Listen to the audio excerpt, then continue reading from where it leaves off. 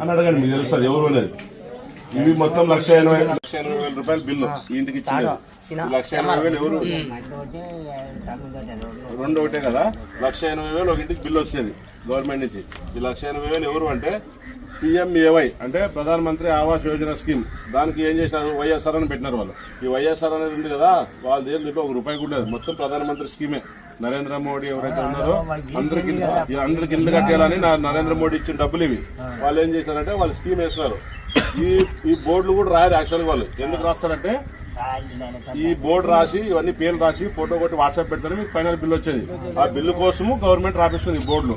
లేకుంటే వాళ్ళు ఇది కూడా రాయకోకుండా జగన్ స్టిక్కర్లు నీట్ చేశారు కదా, అట్లా బొమ్మ వేసే వాళ్ళు ఏమంటే డబ్బులు రావు అని ఇట్లా పనిచేస్తారు. కాబట్టి గుర్తుపెట్టుకోండి, అంత ప్రధానమంత్రి ఇచ్చే డబ్బులు 1,80,000 ఏదైతే ఉందో నరేంద్ర మోడీ ఇచ్చిన డబ్బులు ఇవన్నీ.